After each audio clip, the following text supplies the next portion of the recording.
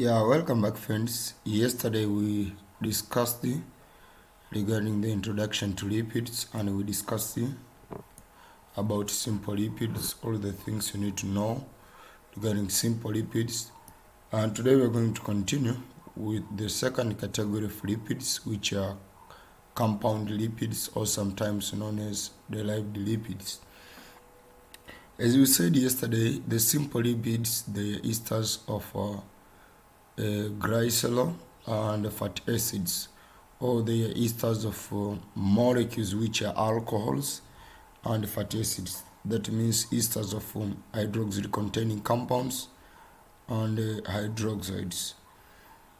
Now today we are going to discuss regarding the compounds lipids. These are esters of fatty acid and alcohol and possess additional group. So one thing you need to note, which is the difference between the simple lipid and the compound lipids, is that these are the esters of fatty acids and alcohol, but they possess additional group. Compound lipids contain fatty acids, alcohol, and other compounds such as phosphorus, protein, or carbohydrate. They are also known as derived lipids, and they include the major categories of these derived lipids or compound lipids. They include phospholipids. Here there is no this R, it is phospholipids. Then there is glycolipids and lipoprotein. Kwa phospholipid, glycolipid na lipoprotein ni major category za hizi derived lipids, lakini derived lipids ziko za aina nyingi kama ambavyo tutaenda kudiscuss. Actually kwa part yetu na level yetu tutasoma hizi tatu. Let's start with the phospholipids. Phospholipids, they are lipids containing a phosphate group, or phospholipid are lipids which contain phosphoric acid instead of fatty acid. In other words, their glycerol form an ester bond with phosphoric acid. So phospholipid huwa zinakuwa zina glycerol and then zina fatty acid molecules mbili. Baada ya kuwa na fatty acid molecules mbili, one of the tail of fatty acid molecule form, pale sehemu moja ambayo itakiwa ikae fatty acid molecule, one of the hydroxyl form glycerol inatengeneza bond na phosphoric acid. Instead pale palipotakiwa pakae acid, anakuja kukaa nani? Huyu phosphoric acid. Ilipotakiwa kae fatty acid, anakaa phosphoric acid. So this is the structure of the phosphoric acid or the phosphate group. Now the commodity type is formed when one of the three hydroxyl group of glycerol combine with phosphoric acid instead of fatty acid, as in the formation of triglyceride. So this happen kwamba vile ambavyo triglyceride itakiwa inakuwa formed na all of the three hydroxyl groups of the glycerol combined with the fatty acid. Now in this case, only two of the hydroxyl group of glycerol they combine with fatty acid. One of the hydroxyl of glycerol tend to combine with the phosphoric acid. So the molecule consists of a phosphate head with the two hydrocarbon tail from two fatty acids. It is called the phosphate head because these two parts of the molecule, they have different properties in terms of their water loving property. Unaona, kwa ndo maana tuna head pamoja na tail, kwa sababu kule kwenye head, yani phosphate na glycerol, ile phosphate itakuwa charged, na ikiwa charged inakuwa ni hydrophilic, yani water loving, because it's polar, it's charged. Unaona, but the tails, they are uncharged. The tails of this molecule, they are uncharged. So the molecule consists of a phosphate head with the two hydrocarbon tails from two fatty acids. The phosphate head carries an electrical charge and therefore soluble in water. Phosphate head carries an electric charge and therefore soluble in water. In other words, it is hydrophilic, yani water loving. Hiyo ni phosphate head. The tails, however, are still insoluble in water and thus hydrophobic, water hating. Kwa hiyo hii molecule, thus one end of the molecule is soluble and the other is insoluble. This is important in the formation of the membranes. Phospholipids, they are abundant in the liver cell, brain, and other tissues. Now you can observe this molecule, which we have discussed it even in cytology, like in here we are explaining it in detail. You can observe this is the phosphate group.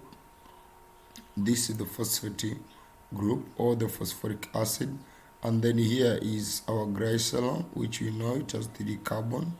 Then 2 of the oxygen, they bond with the fat acids, and then 1 of the oxygen, it bond with the phosphate group.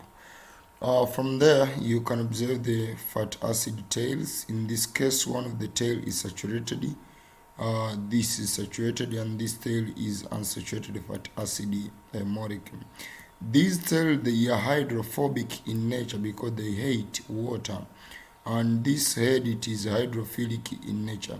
As we saw in cytology that this is very important in the arrangement of these phospholipids in the cell membrane, kwamba huku kutakuwa outside na huku kutakuwa inside. Why? Because inside of the cell membrane tend to exclude water to both sides of the cell membrane, while the outside of the cell membrane there is aqueous medium. Kwa hiyo ndio phospholipid molecule. There are various questions you can be asked regarding the phospholipid molecule, and they are asked in different ways. You can also observe this phospholipid molecule in this diagram again. These are just different illustrations, but they mean the same thing.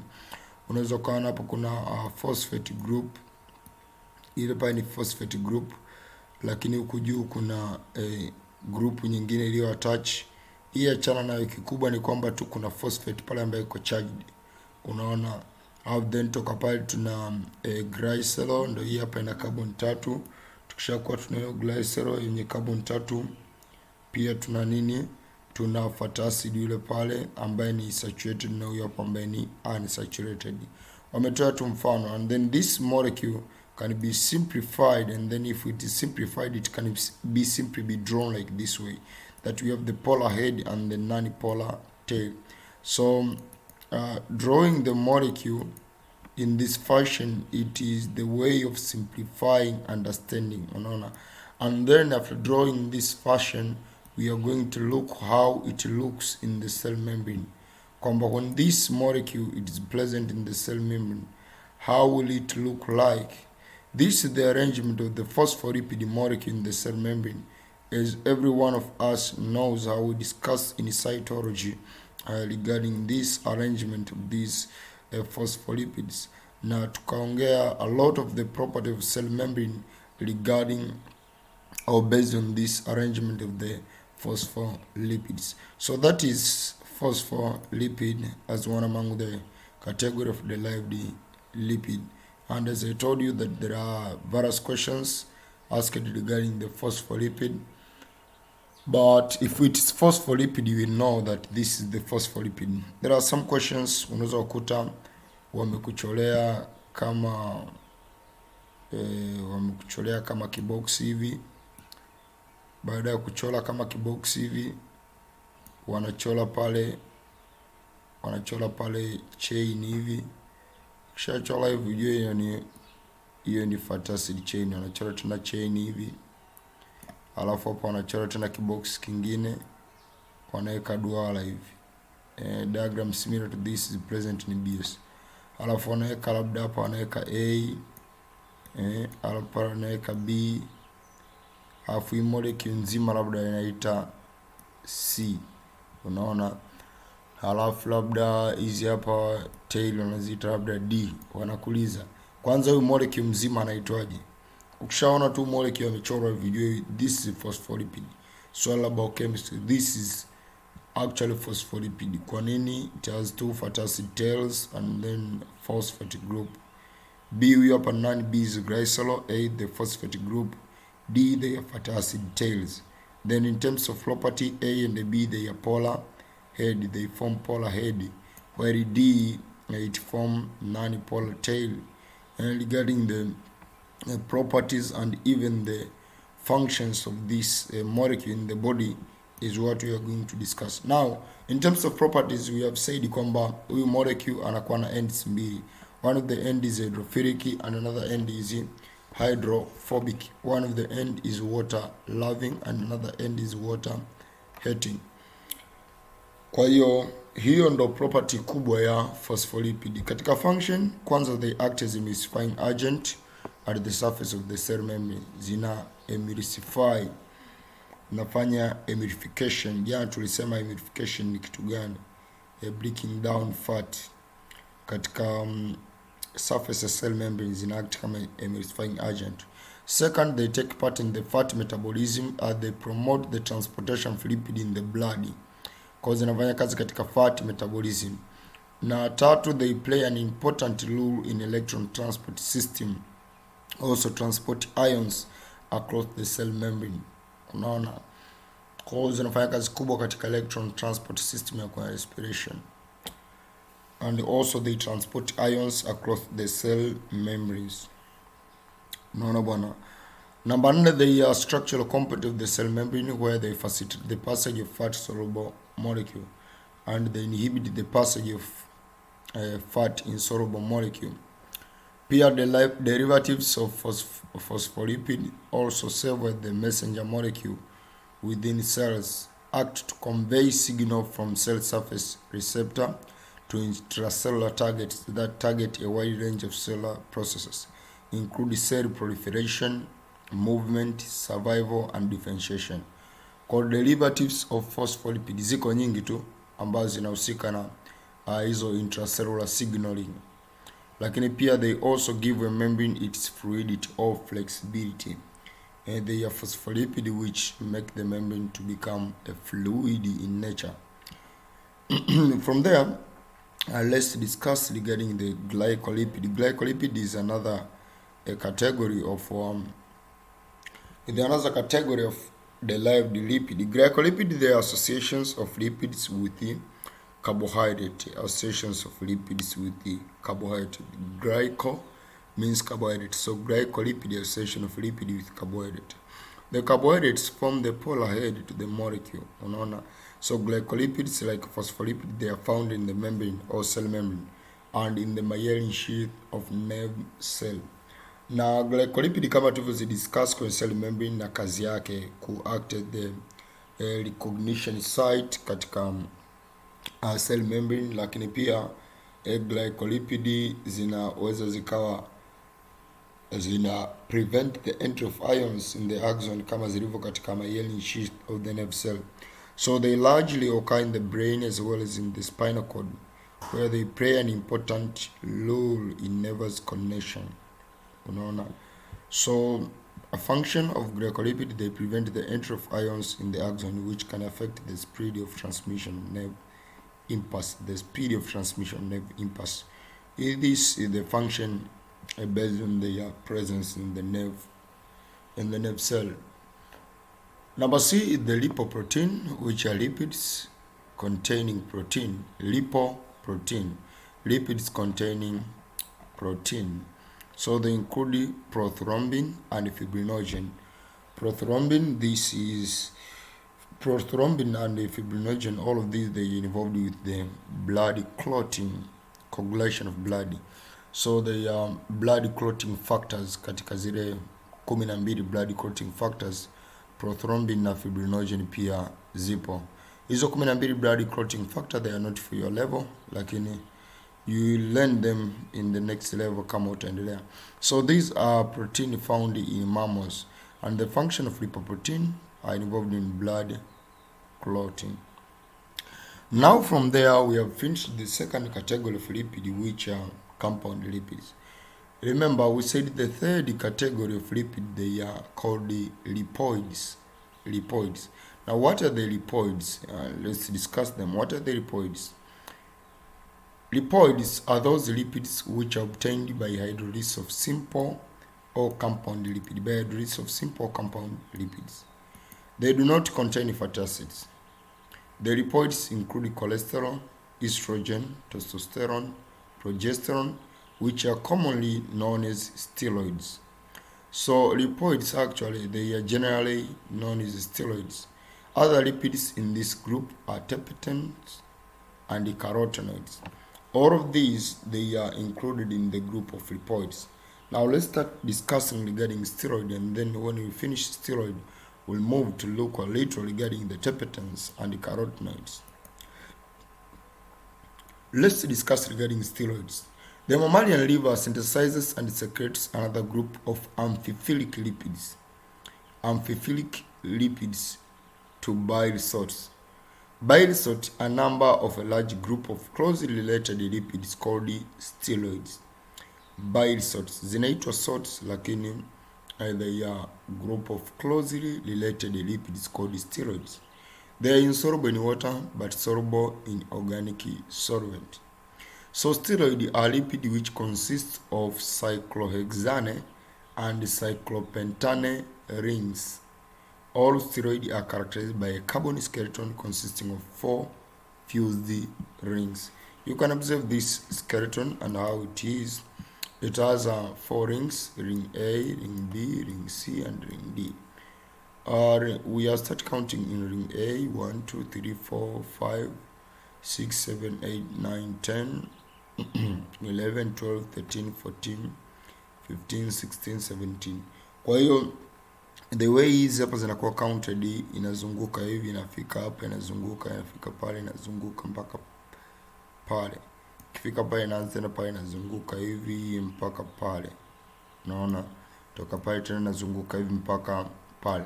Kwa hii ring inakuwa na carbon 17, inaitwa steroid skeleton. Unaona? Steroid zote zinakuwa zina ring kama hii hapa. Na unaweza kuobserve kitu kimoja kwamba huyu hapa ni cyclohexane, cyclohexane, cyclohexane and cyclopentane. So 3 cyclohexane ring and 1 cyclopentane ring. That is the steroid skeleton, and that's the way the steroid skeleton is looking. So from different steroids differ from the next in the location and the nature of the chemical groups.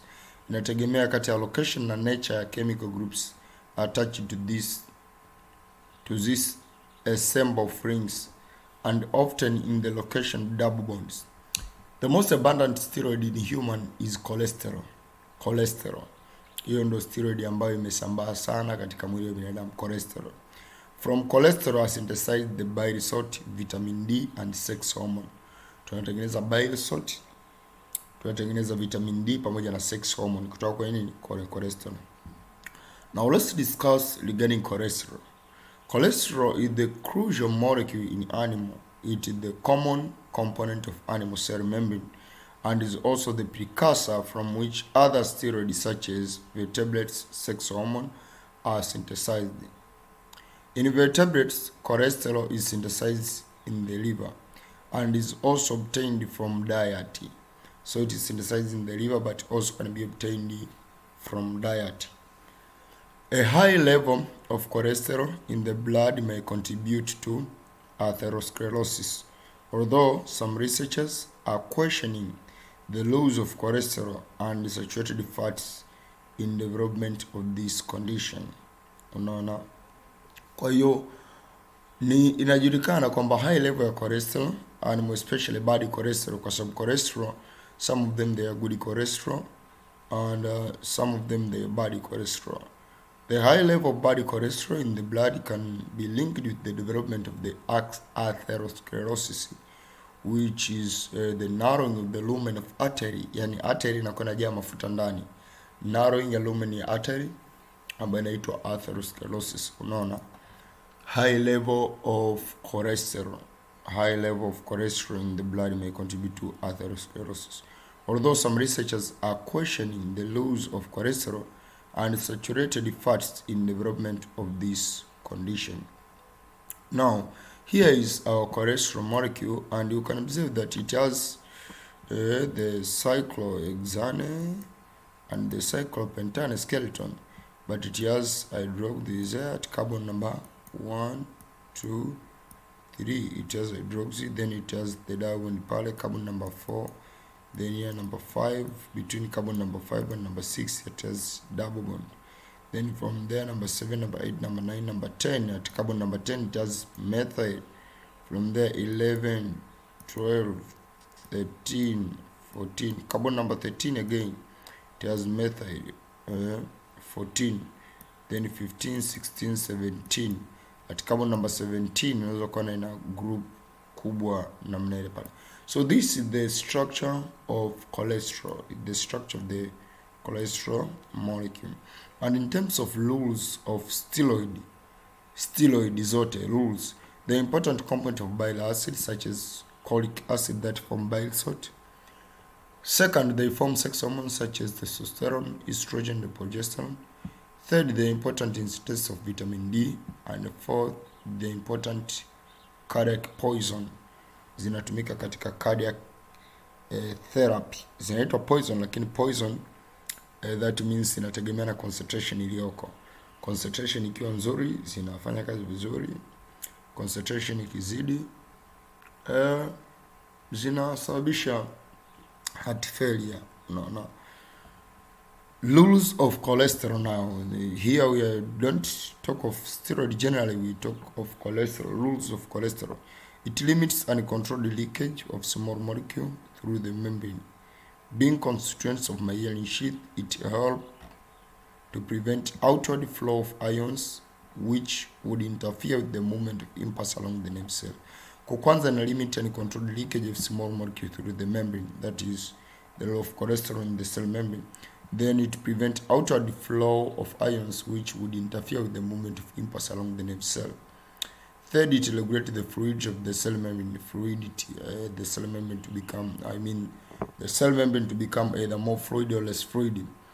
Fourth, it is used by liver to make bile salt, which emulsify ingested fat, making fat easily for digestion and absorption by intestinal enzyme. It is used to make steroid hormones in testes and ovaries. Inatumika katika kutengeneza steroid hormone katika testes pamoja na ovaries. And then from there it is involved in the formation of choline, of neurotransmitter substance. Unaona, called acetylcholine that carry the impulse across the synapse. Unaona. Kwa hiyo these are the rules of cholesterol. Effects of excess cholesterol. Excess cholesterol in the body can have different effects. Kwanza, sulfur cholesterol can be precipitated into the gallbladder, leading to jaundice or yellow fever. That is sulfur cholesterol.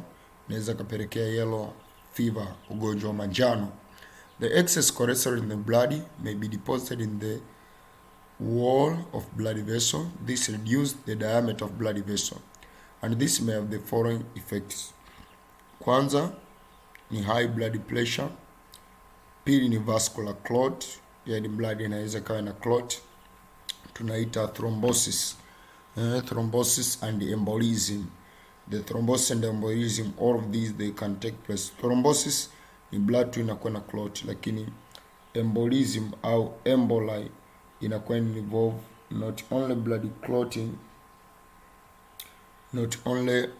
clotting but also inakuwa involve a mass fulani ya blood ambayo iko kwenye blood vessel. So that is the phenomena which is happening. Then from there, the excess cholesterol, which can reduce the diameter of blood vessel, it can lead to stroke if blood vessels supplying the brain, supplying blood to the brain are blocked to the brain. So it can lead to shock if the blood vessels supplying to blood to the brain are blocked. From there, we have other categories of the steroid, which are Tepetans and carotenoids.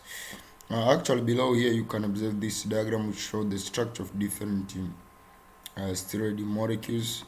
Here is cortisol. Hiyo ni hormone, steroid hormone cortisol. Kama shai kusikia cortisol, ndio hiyo hapo structure yake. This is corticosterone. Kuna tofauti mdogo tu unaokuwa kati ya hizi hormone. Cortisol, this is corticosterone. Unaona the difference hapo, unaona hii hydroxyl hapo ipo, hapa haipo. Cortisol, corticosterone, aldosterone, ina ni steroid hormone. Tutoka kwenye aldosterone tuna progesterone, is also a steroid hormone. Tuna bile acid which is cholic acid, and testosterone. Unaona, sasa unaweza kuobserve hivi vitu vyote, na unaweza kuobserve kwamba zote zina zile link 3 na ile pale ya 4, zile link pale cyclohexane 3 na ile pale ya 4, cyclohexane 3 na ile cyclopentane ya 4. So this is the structures of some few steroids which are commonly known. Now let's discuss regarding the Tepetans. What are the Tepetans? Tepetans are non-saponifiable long-chain lipids or simple lipids, and do not contain fatty acids. Rather, Tepetans have an isoprene base and are categorized depending on the number of isoprene units it has. So they don't contain fatty acids as other lipids, but they have isoprene base. Now let's look what is an isoprene base and how are the Tepetans categorized based on the isoprene base they contain. Rather, Tepetans have an isoprene base and are categorized based on the number of isoprene units it has. Tepetans with 2 isoprene units are called monotepetans. 3 units are selquitepetans, 4 units ni ditepetans, 5 they are sextatepetans, and 6 are tritepetans. And an example of monotepetan is mycelium, known for its pleasant clove smell. Mycelium ambayo inakuwa ina pleasant clove smell. Now you can observe the structure of isoprene, which is the building block of all Tepetans. Unaona building block. Na unaweza kuobserve kitu kimoja kwamba ikiwa ina isoprene unit 2, 2 isoprene unit 2 ndio inaitwa mono. 2 ndio mono. Halafu zikiwa 4 ndio inaitwa di. Zikiwa 6 ndio inaitwa tri. Manake zikiwa 8 ndio inaitwa tetra. Unaona bwana.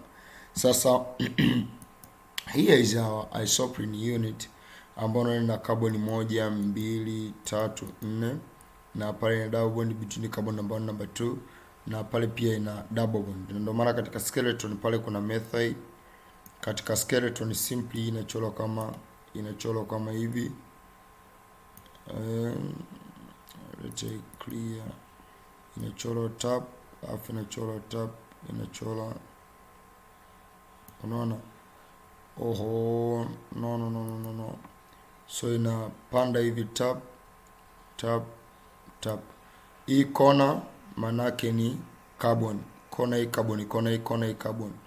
Pale kuna double bond vile, unaona? Na pale chini kuna double bond vile. And then kule kuna methyl vile. This is the skeleton which represent the structure for Tepetan. Unaona bwana? Represent the structure of Tepetans. But when it bonds with the other Tepetans, it breaks one of the 2 double bond, and then the double bond remains there in between, which become the trans structure of Tepetan.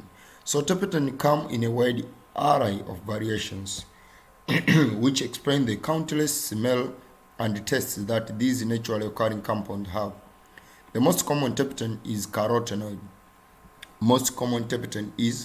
carotenoid. Ambayo unaijua hiyo carotenoid hiyo ya kwenye leaves inatengeneza light harvesting complex, one among the light trapping pigment. Carotenoid, also called Tepetans or tetratelpenoids, is contain 8 isoprene units. Tetratepetans au tetratelpenoids. Carotenoid jina nyingine linaitwa tetratepetans because they contain 8 isoprene units. They are yellow, orange, and red organic pigment that are produced by plant and algae, as well as several bacteria and fungi. So carotenoid give the characteristics color to pumpkins, maboga, carrots, corn, yani mbegu za nafaka, tomatoes, nyanya, na mbegu nyingine nyingi tu. Carotenoids can be produced from fat and other basic organic metabolic building blocks by all these organisms. Unaona bwana. So different organism wanaweza wakachukua fat na wakatengeneza carotenoid kutoka kwenye fat. The only land dwelling arthropod known to produce carotenoid are aphids and spider mites, which acquire the ability and genes from fungi. Unaona bwana. The rules of Tepetans and carotenoids in the body. First, they are component of fat-soluble vitamins such as vitamin A, E, K, and food such as carrots are abundant in carotene and are a good source of carotene for animals, especially vitamin A. Wanakwambia ukiwa na matatizo ya macho unakula vitamin A, it's because vitamin A unakula carrot kwa sababu carrot lile jina tu lenye carrot linatokana na carotenoids, which are the colored pigments. So the yellow color of carrots is because of the very rich carotenoids present in it. Unaona bwana. Number 2, they are components of many biological important pigments such as chlorophyll and the visual pigment, which is retinol. You can observe here the beta carotene, which is the part of the visual pigment ambayo unaisoma kwenye coordination. Number 3, rubber is also a terpene and is used for different industrial purposes. That is number 3. Now from there we have finished here our discussion regarding the categories of lipids. And now let's move to discuss the functions of lipids in the body. We have already discussed regarding the properties of lipids, and now they are functions of lipids. Discuss several categories of lipids na tumeona functions of various groups of lipids. So in this discussion here simply ni kwamba nakuwa ni kama tunapitia vile ambavyo tuko na discuss kule nyuma. Hapa tumevicollect tu na kuviweka pamoja. So first, the structural component of cell membrane. Structural component of cell membrane, hapo phospholipids zinahusika. They aid buoyancy in aquatic animals such as whales. Hapo zinahusika triglycerides. Tatu, they insulate the body against heat loss. For this purpose, lipids are stored below the dermis of skin, forming adipose tissue in animal living in a cold environment. Kwa hiyo, the lipids, they can insulate the body against heat loss. Tulisema lipids, they are poor conductor of heat and electricity. So in this case, the poor conductance of heat is used as an advantage for preventing heat loss from the body. Cholesterol is the precursor of bile acids, vitamin D and steroid hormones or sex hormones such as testosterone and the estrogen cholesterol. Lakini pia cholesterol maintain the fluidity of the cell membrane by interacting with the lipid complexes. Lipoprotein, which are complex of lipid and protein, occur in the blood as plasma lipoproteins, and they enable the transport of lipid in aqueous environment and thus transport throughout the body. Lipoprotein, they enable the transportation of lipids. Ukifika huko mbele chuoni utasoma the high density lipoprotein and the low density lipoprotein and the importance of all of these molecules for the regulation of the amount of lipid in the body and thus preventing diseases associated with the amount of lipids in the body. Number 7, when lipids are oxidized, they yield energy. Thus, sometimes are used to store energy in the body. Lipids are respired when the carbohydrate is depleted in the body. Actually, mpaka tuje to respire lipid ni mpaka carbohydrate ikiisha. Katika series ya respiratory substrate ni kwamba tunaanza kurespire carbohydrate. Zikiwa depleted carbohydrate, we are moving to lipids. If lipids they are depleted, then you can move to the respiration of protein. Number 9, they form protective layer against water loss, such as waxes in a plant. Number 8, they are source of metabolic water. When oxidized, they release a large amount of water than carbohydrate. This is the reason why chemo store fat in the hump as the source of water during severe dehydration of the body and not carbohydrate. So number 8, they act as the source of metabolic water Amaline them form protective layer against water loss, such as waxes in plant. Number 10, they regulate membrane permeability, allowing some molecule to pass through freely and other molecule not to pass. Generally, fat-soluble molecules are allowed to pass through the phospholipid bilayer freely. Number 12, in the nerve cell or neurons, myelin sheath made up of fats act as the electrical insulator, preventing the spreading of local circuit and help to increase the speed of conduction of nerve impulse.